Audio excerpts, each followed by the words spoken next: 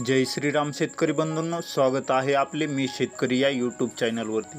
शेतकरी बंधूंनो, आनंदाची बातमी आलेली आहे ती म्हणजे लोकसभा निवडणुकीनंतर नमो सन्मान निधी योजनेचा चौथा हप्ता वर्ग होणार आहे।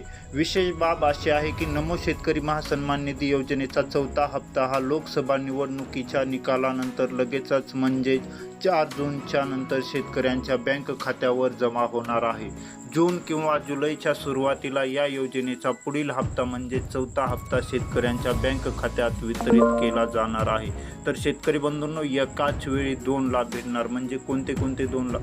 खास बाब ही आहे म्हणजे 28 फेब्रुवारी 2024ला PM किसान योजनेचा 16वा हप्ता आणि नमो शेतकरी महासन्मान निधी योजनेचा 2रा हप्ता व 3रा हप्ता एकूण 3 हप्त्याचे पैसे शेतकऱ्यांच्या खात्यात एकदम जमा करण्यात आले होते।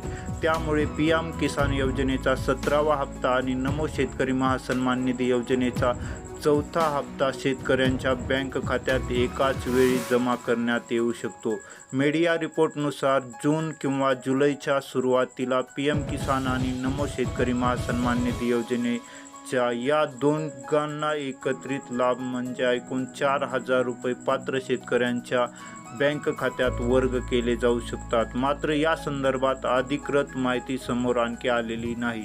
शेतकरी बंधूंनो, निवडणुकीच्या पार्श्वभूमीवर ही मदत होत आहे। लोकसभा निवडणुकीनंतरच लगेच विधानसभेच्या निवडणुका होणार असल्याने PM किसान योजनेचे 2,000 आणि नमो शेतकरी महासन्मान निधी योजनेचे 2,000 असे एकूण 4,000 रुपये शेतकऱ्यांच्या बँक खात्यात वर्ग केले जाणार आहेत। या मदतीमुळे निवडणुकीच्या पार्श्वभूमीवर शेतकऱ्यांना आर्थिक दिलासा मिळेल असे मानले जात आहे।